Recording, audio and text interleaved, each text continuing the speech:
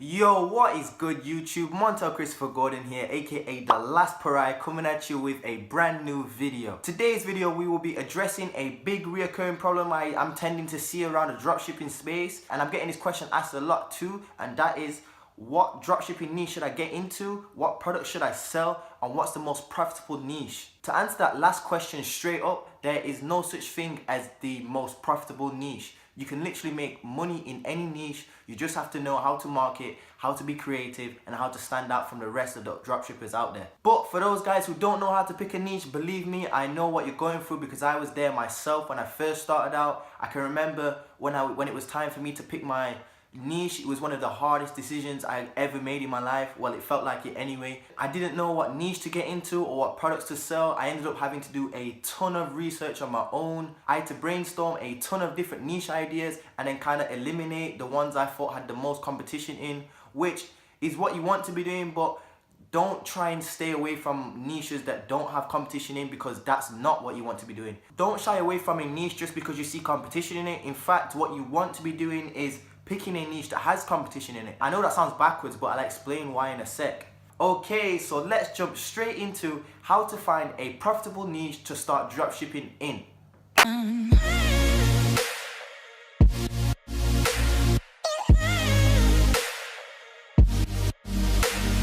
So, how do you find a profitable niche to jump into and start making money? Like I said a second ago, you want to find a niche that already has competition within it, but not too much competition, not to the point where the market's saturated. Why? Well, because that indicates that that niche is working and making money. Think of it this way: if there wasn't people in that niche making money, then that would indicate that that niche probably didn't work out. But if there's people in that niche already making money, that means there's money to be made in that niche. You see what I'm trying to say here? Put it this way, and trust me, look how many dropshippers there are on the internet right now. There are hundreds and thousands. That means that mathematically speaking, every niche we could ever think of should have already been tried and tested by a few hundred people. So from that, we can see which niches are working and which ones aren't, because the ones that aren't have all died out and have gone quiet, and no one's kind of taken to that niche and started selling them. They kind of all died off. Whereas the people in the profitable niches would have carried on, and that niche would have got more popular and more popular.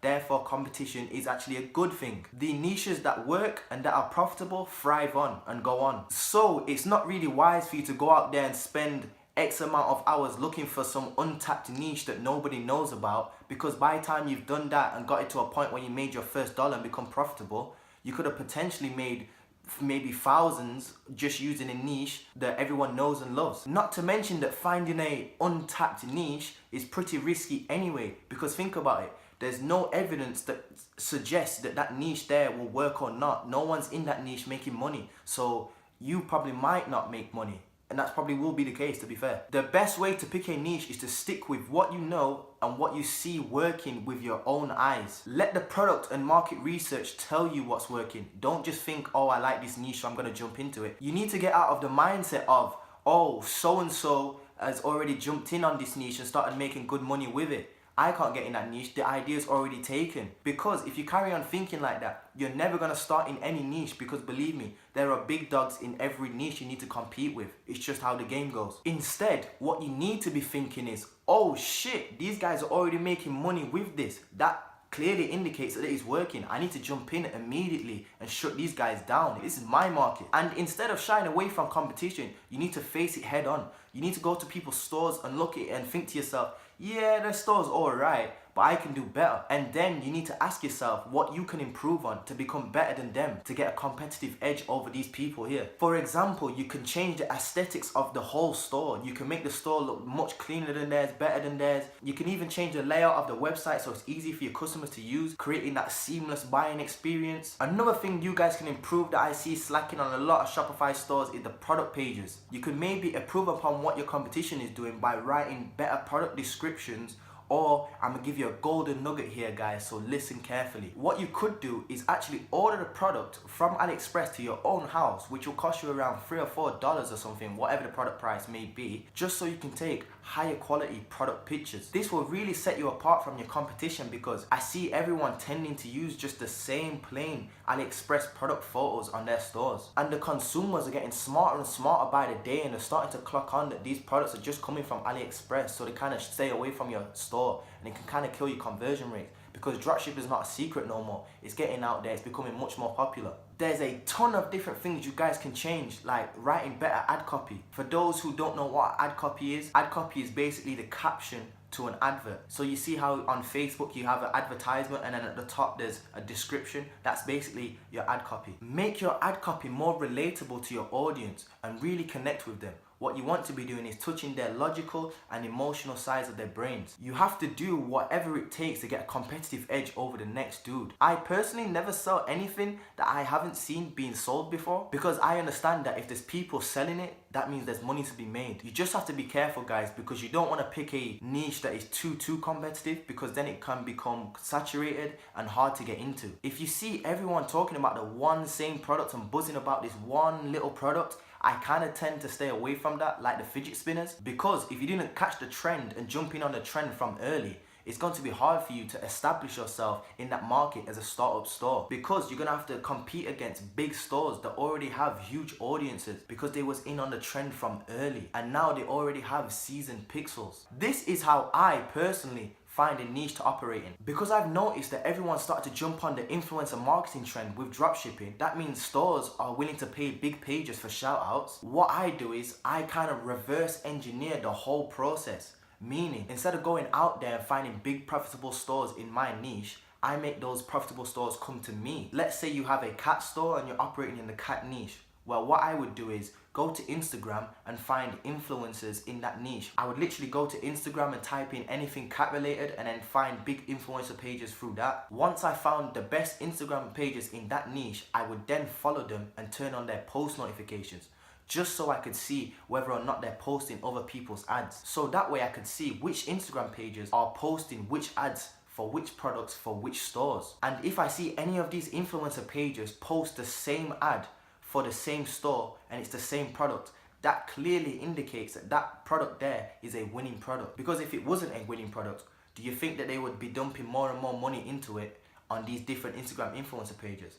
Probably not. So you kind of want to watch these Instagram influencer pages and see which products are getting the most money spent on them, because that indicates that them products there are the most profitable and they're bringing back money. Because if they weren't, not as much money would be getting dumped into them. It's not about working hard, guys, it's about working smart. Because you've seen the people's ads now, you can then go on to your competition stores and see what's working for them and what's not, and what you can improve upon. Now that you've seen a competitor's ad, you need to figure out a way to outmarket them by implementing different marketing tactics, strategies, techniques, whatever you want to name it, to create your own angle of marketing. I know that a lot of people say you should stick to a niche that you're passionate about, but if your niche doesn't have enough competition in it, I highly recommend you stick to a niche that does. At the end of the day, guys, I want you guys to be going out there and making money, because that's kind of what it's all about, making money. I mean, it's a business. Then once you start making money and can afford to do so, then you can go and test out a niche that you're passionate about, because then you'll have enough money for you to fail a little bit here and there and lose a bit of money. Just don't pick a niche that's super saturated, like women's clothing, men's accessories, bracelets, watches. I'm sure literally every dude on this planet that starts dropshipping starts with men's watches. Trust me, I've been in that niche. Super saturated, hard to make money, but it's not impossible to make money. For you to make money in a niche that's that saturated, you will need to be able to stick out like a sore thumb. You need to be super good at branding, super good at marketing, super good at sales. It will be hard for you to do, not impossible. There will still money to be made, believe me. Like I said before, there is money to be made in any niche. There's just too many big established brands out there already to compete against, especially with men's watches, women's jewelry and stuff like that. I kind of stay away from that stuff.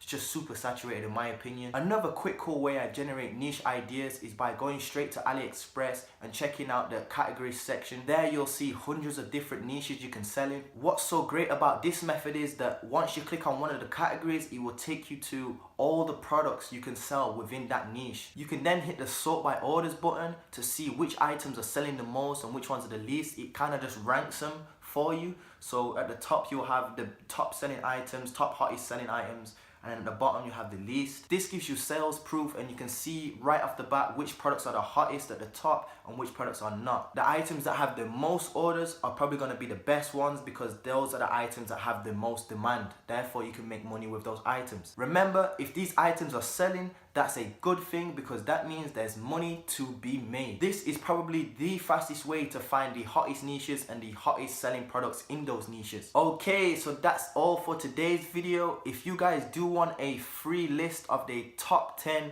most profitable niches in 2018 so far, click the link in my description and go and download it. It's completely free, you guys. With all that being said, I hope that you've enjoyed today's video and gained a little bit of value from its contents. If you have, please drop me a like. It will be very much appreciated. And if you haven't already, please join the family by hitting that big beautiful subscribe button below.